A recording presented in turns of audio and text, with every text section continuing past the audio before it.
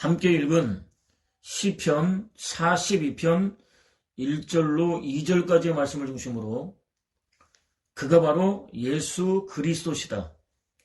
그가 바로 예수 그리스도시다 라고 하는 제목으로 함께 은혜를 나누도록 하겠습니다. 그는 태어날 때부터 소경이었습니다. 칠흑 같은 어둠과 고통으로 얼룩진 하루하루를 힘겹게 살아내고 있었습니다. 그야말로 절망적인 삶의 연속이었습니다. 그러던 어느 날 길을 가던 예수 그리스도께서 그를 바라보셨습니다. 보셨다라는 단어에 주목할 필요가 있습니다. 보다, 인지하다, 이해하다, 방법을 알다 등의 뜻입니다. 우연히 바라본 것이 아니라 의도적으로 바라보셨다는 의미가 암시되어 있습니다. 언제나 능동태로만 사용되는 특징이 있습니다. 예수 그리스도께서는 소경이 얼마나 어렵고 힘겨운 형편에 놓여 있었는지 정확하게 파악하고 계셨습니다. 어렵고 힘겨운 형편으로부터 벗어나게 할 방법이 무엇인지도 알고 계셨습니다. 그를 불쌍히 여기셨습니다. 절망적인 상황으로부터 건져내기로 결정하셨습니다. 소경은 물론 예수 그리스도와 함께 밀고 밀리면서 거리를 걷고 있던 사람들 가운데 누구도 심지어 제자들조차도 상상하지 못했던, 아니 그들로서는 전혀 상상할 수 없었던 놀라운 계획이었습니다. 오직 예수 그리스도 한 분만 가질 수 있고 행동으로 옮길 수 있는 놀라운 계획이었습니다. 마침내 완벽하게 완성할 수 있는 놀라운 계획이었습니다. 날 때부터 소경이었던 사람이 매달리면서 고쳐달라고 도움을 구하지 않았습니다. 제자들이 부탁하지도 않았습니다. 소경 주변에 있었던 사람들이 한 목소리로 소리를 질러 외치며 요구하지도 않았습니다. 그럼에도 불구하고 소경의 형편과 사정을 꿰뚫어 보신 예수 그리스도께서 지극히 능동적으로 계획하셨습니다. 무엇보다 먼저 그를 고쳐주기로 계획하셨습니다. 주님을 따르던 제자들 역시 소경을 보았습니다. 예수 그리스도와는 달리 의도적이지 않았습니다. 예수 그리스도와 동행하다 우연히 보게 되었습니다. 당연히 그들 스스로는 도무지 이해할 수도 해결할 수도 없는 깊은 절망에 사로잡혀 있었던 소경의 상한 심령은 전혀 보이지 않았습니다. 아니, 볼 수 없었습니다. 겉으로 분명하게 드러나 있었던 절망적인 육체만 볼 수 있었습니다. 동시에 그가 누구 죄 때문에 소경으로 태어났느냐는 질문이 거의 습관적으로 툭 튀어나왔습니다. 소경 또는 소경의 부모가 사람들에게 전혀 알려져 있지 않은, 알려지게 된다면 공동체로부터 추방될 수도 있는 커다란 죄를 지었기 때문 아니냐는 의미였습니다. 저 사람은 도대체 무슨 죄 때문에 저렇게 가난합니까? 무슨 죄가 있기에 버리는 사람마다 망합니까? 도대체 무슨 죄를 지었기에 되는 일이 하나도 없습니까? 도대체 저 모양 저 꼴로 살게 만든 죄는 과연 무엇입니까? 라는 의미였습니다. 대부분의 사람들이 이렇게 반응합니다. 자신들의 반응이 당연하다고 여깁니다. 마치 성능이 좋은 무기라도 되는 것처럼 많은 습관들 가운데 하나로 장착하고 있습니다. 비슷한 상황을 접하게 되면 언제든지 토해낼 수 있는 만반의 준비를 갖추고 있습니다. 심지어 자신의 판단이 옳다는 전제하에 손가락질합니다. 인정사정 없이 신랄하게 비판합니다. 마치 죽을 죄라도 지은 것처럼 정죄합니다. 좀처럼 제어하지 못하고 마구 쏟아냅니다. 그렇지 않아도 힘겨운 하루하루를 겨우 살아내고 있는 사람의 의지를 완전히 꺾어버립니다. 물론 원인 없는 결과는 있을 수 없습니다. 모든 일에는 반드시 결과에 상응하는 원인이 있기 마련입니다. 특히 성경은 죄가 인류에게 영적인 죽음과 육체적인 죽음과 환경적인 저주를 불러온 근본적인 원인이라고 분명하게 밝히고 있습니다.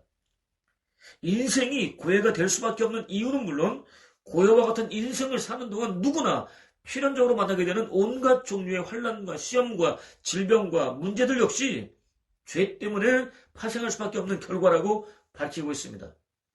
그럼에도 불구하고 인생이라면 필연적으로 당하게 되어 있는 당면한 문제의 근본적인 원인을 무조건 죄라고 단정짓기에는 무리가 있습니다.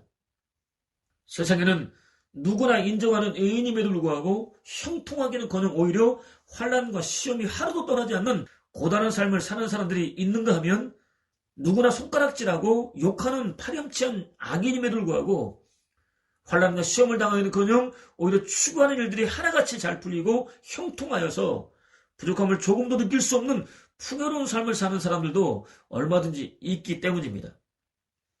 또 세상에는 저와 여러분의 해박한 지식과 탁월한 신학과 풍부한 경험을 통해서 갖게 된 지혜로도 도무지 이해할 수 없고 설명할 수도 없는 일들이 지천으로 널려있기 때문입니다. 무엇보다 가만히 콩나듯 지극히 드문 일이기는 하지만 존재하는 모든 일들의 궁극적인 원인, 곧 1차적인 원인이 되시는 여호와께서 선한 목적을 가지고 의도적으로 허락하시는 경우도 분명 있기 때문입니다. 아무튼 예수 그리스도께서는 그 사람이 속용된 것은 개인의 죄도 아니고 부모들의 죄 때문도 아니라고 분명하게 대답해 주셨습니다. 계속해서 다만 저 사람이 속용이 된 것은 그를 통해서 하나님의 놀라운 일들을 드러내기 위해서이다 라고 대답해 주셨습니다. 소경은 인생을 고통 속으로 몰아넣는 불가항력적인 문제를 확실하게 해결해 주시는 하나님의 자비와 능력을 드러내기 위한 도구라고 대답해 주셨습니다. 사실 하나님께서는 충분한 동기나 이유 없이는 어떤 일도 일어나도록 허락하지 않으십니다. 또 제한된 능력을 가진 인생들이 하나님께서 하시는 모든 일들을 완벽하게 이해하기에는 한계가 있습니다. 거기다 하나님의 뜻은 종종 사건이 벌어진 당시는 물론 사건이 벌어지고 상당히 오랜 시간이 지나거나 또는 대부분의 사람들의 기억 속에서 거의 지워질 때까지 드러나지 않을 수도 있습니다. 이런 경우에는 비록 기간이 상당히 오래 걸리게 된다 할지라도 하나님께서 가르쳐주실 때까지 또는 스스로 깨달아 알 수 있을 정도로 성숙할 때까지 기다리는 수밖에 없습니다. 소경의 경우가 그렇습니다. 부인할 수 없는 분명한 사실이 있습니다. 예수 그리스도의 말씀에 따르면 하나님께서는 소경을 당신의 놀라운 일을 세상에 드러내는 거룩한 도구로 사용하기로 결정하셨습니다. 인간은 누구나 비록 소경같이 스스로의 능력으로는 어찌할 수 없는 불가항력적인 장애를 가지고 있다 할지라도 하나님 영광을 드러내야 할 사명을 가진 존재입니다. 특히 하나님은 선하십니다. 사랑하는 저와 여러분이 고통을 당하도록 일부러 계획하는 일 따위는 결탄코 하지 않으십니다. 오히려 영원한 기쁨과 즐거움과 평안과 만족과 안식과 쉼을 계획하십니다. 더할 나위 없이 기름지고 윤택하고 풍성하게 누릴 수 있도록 일하십니다. 실제로 예수 그리스도께서는 허물과 죄로 죽은 인류를 영원한 죽음과 저주와 불과 유황이 영원히 꺼지지 않고 타는 지옥 불구덩이로부터 건져내시기 위하여 당신 자신을 거룩한 희생제물로 내놓으셨습니다. 심장이 터지고 물과 피가 분리될 수밖에 없는 엄청난 영적, 정신적, 육체적 고통을 당하셨습니다. 천지를 창조하시고 절대 권위와 탁월한 섭리로 통치하시는 절대자께서 한 줌 후에 지나지 않는 지으신 피조물로부터 온갖 조롱과 멸시를 다 받으셨습니다. 십자가에 못 박혀 죽으셨습니다. 저와 여러분은 감히 흉내조차 낼 수 없는 자비를 베풀어 주셨습니다. 그렇습니다. 하나님은 저와 여러분이 고통스러워하는 불행을 고쳐서 다행이 되도록 쉬지 않고 일하십니다. 소경을 의도적으로 찾아가셨던 이유 역시 마찬가지였습니다. 자비를 베풀어 주시기 위해서였습니다. 그의 불행을 다행으로 고쳐주시기 위해서였습니다. 예수 그리스도께서는 계속해서 우리는 해가 있는 동안에 나를 보내신 분의 일을 해야 한다. 이제 밤이 올 터인데 그때는 아무도 일을 할 수 없다라고 말씀하셨습니다. 예수 그리스도께서는 당신에게 일할 수 없는 밤이 다가오고 있다는 사실을 분명히 인식하고 계셨습니다. 또 예수 그리스도에게는 해가 있는 낮 시간 동안 곧 세상에 머무시는 동안 반드시 해야 할 사명이 있으셨습니다. 소경을 불쌍히 여기시고 고쳐주시는 일도 사명 가운데 포함되어 있었습니다. 예수 그리스도께서는 일할 수 있는 기회를 놓치지 않으셨습니다. 당신에게 주어진 사명에 집중하셨습니다. 저와 여러분 역시 예수 그리스도와 같은 삶을 살아야 합니다. 인생이라는 기회는 오직 한 번만 주어집니다. 아무리 간절하게 사모하고 바라고 또 부르짖어도 기도한다 할지라도 다시는 주어지지 않습니다. 역사 속에 인생을 두 번 산 사람은 단 한 명도 없습니다. 무려 969세까지 살았던 구약 성경의 무드셀라 역시 마찬가지였습니다.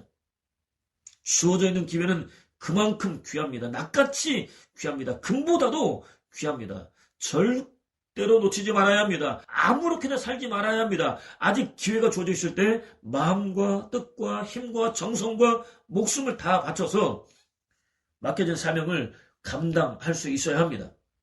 예수 그리스도께서는 계속해서 내가 이 세상에 있는 동안은 세상의 빛이다 라고 말씀하셨습니다. 당신이 세상을 비추는 빛이라는 사실을 분명하게 드러내셨습니다. 그렇습니다. 예수 그리스도는 빛이십니다. 소경은 물론 온갖 종류의 질병들을 하나도 빠짐없이 다 고치십니다. 특히 영적 소경으로 하나님을 볼 수 없는 영혼들까지도 다 고치십니다. 육체적인 소경보다 영적인 소경이 훨씬 더 심각합니다. 육체적으로 눈을 뜨는 것보다 영적으로 눈을 뜨는 것이 훨씬 더 중요합니다. 예수 그리스도께서는 소경에게 눈을 뜨는 것보다 직면에 있는 문제로부터 벗어나는 것보다 당신의 병든 세상을 치유하고 구원하는 빛으로 오셨다는 사실을 깨달아 아는 것이 훨씬 더 중요하다고 가르쳐 주셨습니다. 저와 여러분 역시 육체적인 문제들 속에 갇혀있지 말아야 합니다. 영적인 눈을 떠야 합니다. 소경에게 당신이 누구인지 가르쳐 주신 예수께서는 땅에 침을 뱉으셨습니다. 흙을 이긴 다음 그것을 소경의 눈에 발라주셨습니다. 당장 실로암 연못으로 가서 씻으라고 명령하셨습니다. 소경은 즉시 순종했습니다. 가서 눈을 씻었습니다. 돌아봤을 때는 눈을 떠서 보고 있었습니다. 얼마나 기쁘고 즐거운지 주체할 수 없었습니다. 세상을 다 얻은 것 같았습니다. 저와 여러분이 영적으로 거듭났을 때 역시 마찬가지였습니다. 함께 기뻐하고 크게 축하해 주어야 할 일이었습니다. 그럼에도 소경이 눈을 뜬 사건은 예상하지 못했던 논쟁에 휘말렸습니다. 사람들은 그가 예전에 거리에서 구걸하던 소경이 아니라고 의심했습니다. 그는 자신이 그들이 알고 있는 예전이 바로 그 소경이라고 외쳤습니다. 사람들은 어떻게 눈을 뜰 수 있었느냐고 물었습니다. 소경했던 사람은 예수라는 사람이 하라는 대로 순종했더니 보게 되었다고 대답했습니다. 바리새인들에게도 논란이 되었습니다. 그들도 어떻게 보게 되었느냐고 물었습니다. 소경했던 사람은 예수라는 분이 진흙을 이겨서 자신의 눈에 바르며 씻고 보게 되었다고 대답했습니다. 조금 더 구체적으로 대답했습니다. 바리새인들은 적지 않게 당황했습니다. 일단 소경이었던 사람을 돌려보냈습니다. 논란이 진정되지 않자 다시 불러들였습니다. 종교 지도자들은 자신들이 죄인으로 규정하고 있는 예수가 아니라 하나님께 영광을 돌리라고 회유했습니다. 소경되었던 사람은 자신은 예수라는 분이 죄인인지에 대해서는 알지 못하지만 자신이 소경이었다가 지금은 보게 되었다는 사실만큼은 분명하게 알고 있다고 대답했습니다. 바리새인들은 똑같은 질문을 반복했습니다. 소경이었던 사람은 그들을 향해서 자신이 분명하게 대답할 때는 듣지 않다니 이제 와서 또다시 묻는 이유가 무엇이냐고 되물었습니다. 혹시 예수의 제자가 되려는 마음을 가진 것은 아니냐고 물었습니다. 바리새인들은 예수 그리스도의 능력을 직접 경험한 그를 이길 수는 없겠다고 판단했습니다. 공개적으로 유대인들의 회당으로부터 쫓아냈습니다. 유대인들이 저주로 여기는 출교였습니다. 당시 유대교회는 세 가지 형벌이 있었습니다. 하나는 견책입니다. 일주일에서 30일까지 회중과의 교제가 금지되었습니다. 또 하나는 근신입니다. 최소 40일 동안 회중과의 교제가 금지되었습니다. 저주를 받았습니다. 기간을 다 채우고 나면 다시 30일 동안 훈계를 받는 시간을 가져야 했습니다. 또 하나는 출교입니다. 공동체에서 완전히 제거되었습니다. 당연히 회중 앞에는 설 수 없었습니다. 약 2m 정도 내로 접근할 수 없었습니다. 누구도 출교당한 자와 교제할 수 없었습니다. 물건을 사고 팔 수도 없었습니다. 함께 먹을 수도 없었습니다. 죽은 시체에는 돌을 던졌습니다. 출교당한 자의 시체에는 돌을 던졌습니다. 슬퍼하며 애곡하는 것까지도 철저히 금지되었습니다. 생존권을 완전히 박탈했습니다. 출교당한 사람은 살아있지만 산 것 같지 않은 절망적인 삶을 살아야 했습니다. 마치 사형에 해당했습니다. 바리새인들은 예수를 그리스도라고 고백하는 사람들은 누구나 다 출교 처분했습니다. 평생 어둠 속에 살다가 이제 막 빛을 보게 된 사람을 공동체로부터 분리하는 최악의 저주를 서슴지 않고 내렸습니다. 그를 불쌍히 여기던 사람들은 물론 평생 미안한 마음으로 정성껏 돌봐주었던 부모까지도 출교당할까 두려워서 외면했습니다. 소경되었던 사람은 냉혹한 현실 앞에서 혼자가 되고 말았습니다. 그럼에도 그는 절망적인 현실 따위에는 조금도 아랑곳하지 않았습니다. 오히려 기쁨으로 충만했습니다. 더할 나위 없이 행복했습니다. 자기도 모르게 어깨를 들썩이며 노래를 흥얼거리고 있었습니다. 그에게는 예수 그리스도가 전부였습니다. 예수 그리스도 한 분이면 충분했습니다. 저와 여러분 역시 처음 거듭났을 때 그랬었습니다. 예수 그리스도 한 분이면 충분했었습니다. 예수 그리스도께서 출교당한 그를 의도적으로 찾아오셨습니다. 당신을 믿느냐고 물어보셨습니다. 그는 조금도 망설이지 않았습니다. 즉시 주여 믿습니다 라고 고백했습니다. 예수 그리스도를 주라고 고백했습니다. 주는 유대인들이 여호와의 이름을 함부로 부를 수 없어서 사용했던 YHWH와 동의어입니다. 예수 그리스도가 곧 여호와라는 고백입니다. 그는 입술로만 고백하지 않았습니다. 예수 그리스도 앞에 무릎을 꿇었습니다. 엎드려 절하고 경배했습니다. 자신이 표현할 수 있는 최상 최대 최고의 행동으로 여호와 되시는 예수 그리스도를 경배했습니다. 그는 불행 곧 고통은 하나님의 일을 증진시킨다라고 말했습니다. 종교 개혁자인 그는 하나님의 권능과 진리는 모든 반대와 시험을 겪으면 겪을수록 더욱더 빛이 난다라고 말했습니다. 실제로 소경했던 사람은 질문을 받을수록 더욱 구체적으로 대답했습니다. 처음에는 막연하게 예수라는 그 사람이라고 대답했습니다. 다음에는 선지자라고 대답했습니다. 다음에는 하나님께로부터 온 사람이라고 고백했습니다. 다음에는 죽은 메시아라고 고백했습니다. 그가 바로 예수 그리스도이시다라고 고백했습니다. 막연했던 그의 대답이 구체화되면 될수록 타락한 종교 지도자들과 백성들의 원성은 높아졌습니다. 그렇지만 조금도 아랑곳하지 않았습니다. 심지어 사형에 해당하는 출교를 당하면서도 자신의 생각을 조금도 굽히지 않았습니다. 무엇보다 그는 자신이 알고 있었던 한 가지 사실을 부인할 수 없었습니다. 예수 그리스도께서 소경이었던 자신을 보게 하셨다는 사실이었습니다. 특히 그가 알고 있는 한 가지 사실은 실상 전부를 의미했습니다. 곧 절대 절망 속에서 몸부림치고 있던 자신을 건져주신 예수 그리스도가 그에게는 전부였습니다. 공동체에서 추방당할지라도 부인할 수 없었습니다. 그렇다면 오늘 저와 여러분은 과연 어떻습니까? 저와 여러분에게 있어서 예수 그리스도는 과연 어떤 분이십니까? 최상 최대 최고의 예배를 드리기에 합당한 여호와이십니까? 자신의 전부라고 고백할 수 있겠습니까? 예수 그리스도를 위해서라고 한다면 생존권까지라도 기꺼이 포기할 수 있겠습니까? 시인은 하나님이여 사슴이 시냇물을 찾기에 갈급함 같이 내 영혼이 주를 찾기에 갈급하니이다. 내 영혼이 하나님 곧 살아계시는 하나님을 갈망하나니 내가 어느 때에 나아가서 하나님의 얼굴을 배울까? 라고 노래했습니다. 시편 42편은 고라자손이 부른 노래입니다. 고라자손은 원래 저주받은 이름의 대명사였습니다. 성민 이스라엘이 광야를 지나던 시절 그들은 모세의 권위에 반기를 들었습니다. 곧 모세를 지도자로 세워주신 여호와의 권위에 반기를 들었습니다. 비방했습니다. 여호와께서는 그들이 전혀 예상하지 못했던 심판을 내리셨습니다. 그들이 서 있던 땅이 갈아졌습니다. 땅이 입을 벌렸습니다. 그들과 집안 식구들을 모조리 삼켜버렸습니다. 딸린 사람들과 재산 역시 모조리 삼켜버린 다음에서야 비로소 땅은 입을 다물었습니다. 순식간에 벌어진 일이었습니다. 다행히 고라의 후손들 가운데 일부는 목숨을 부지할 수 있었습니다. 하나님의 은혜였습니다. 이후 고라 자손에게는 여호와가 성민 이스라엘의 지도자로 세우신 종에게 반역을 꾀했다가 천벌을 받은 족속이라는 부끄러운 이름이 주홍 글씨가 언제나 따라다녔습니다. 그들에게 명예를 회복할 수 있는 기회가 주어졌습니다. 사울을 피해서 도망자 생활을 하고 있던 다윗이 나라를 세울 때였습니다. 당시 다윗은 자신을 따라서 상처받은 자, 원한이 있는 자, 빚진 자, 가난한 자, 병든 자 등과 함께 나라를 세웠습니다.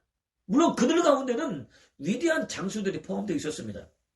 누구보다 큰 상처를 안고 있었던 고라의 후손 역시 이때 다윗의 수하로 들어갔습니다. 여호와의 전을 섬기는 특별한 사명이 주어졌습니다. 은혜였습니다. 그러던 중 오랫동안 준비하며 기회를 엿보고 있었던 압살롬이 반역을 일으켰습니다.